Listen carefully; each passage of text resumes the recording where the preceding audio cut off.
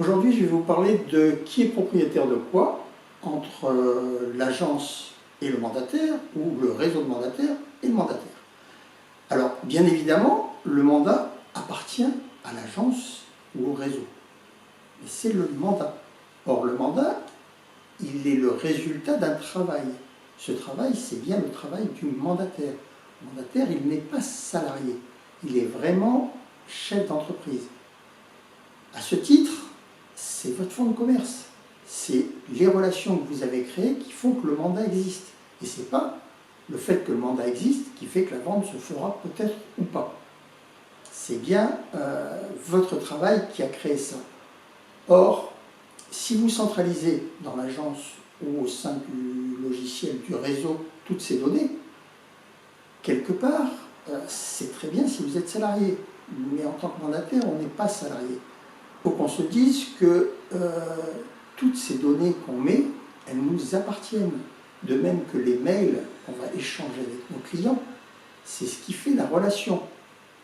Alors c'est très bien de les avoir accessibles par une passerelle au sein du logiciel du réseau, mais c'est bien mieux d'en conserver un historique chez vous. Donc d'avoir un logiciel de messagerie, style Outlook ou tout autre. Par contre, quelque chose de bien précis, c'est les acheteurs. Vous payez un package, ce package va générer une demande d'information qui va générer un nouvel acheteur.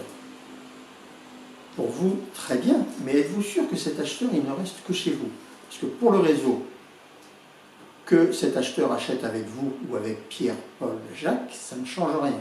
Par contre, pour vous, en tant que chef d'entreprise, c'est complètement différent. Donc êtes-vous vraiment sûr que cet acheteur, il n'est pas mutualisé à tout le monde? Vérifiez bien que vous êtes le seul à pouvoir accéder à ces coordonnées. Ça, si vous voulez, c'est pour vous donner, mais à l'échelon le plus large, ayez ce raisonnement. C'est-à-dire que vos données soient chez vous, que ce soit vous qui les maîtrisiez. Si demain, elles restent sur le site de votre réseau, vous ne pourrez pas faire quoi que ce soit. Si vous avez un désaccord commercial, peu importe, ou si la direction du réseau change et que la nouvelle politique ne vous intéresse pas, comment allez-vous faire? Ça s'anticipe. J'aurais tendance à dire, il vaut bien mieux le faire dès le départ que d'avoir à le faire dans l'urgence. Mais à vous de me dire ce que vous en pensez. Quoi, tu veux dire que si je veux obtenir la liste de tout ce que j'ai mis dans le logiciel, de toutes les coordonnées de mes acheteurs et de mes vendeurs, je ne vais pas pouvoir les récupérer? Tu ne pourras pas les récupérer. Enfin, tu peux toujours essayer de demander, mais tu verras qu'on va te dire non. Et ça, quasiment quels que soient les réseaux. Je me souviens, il y en a qui me l'ont dit déjà. Il faut bien réfléchir.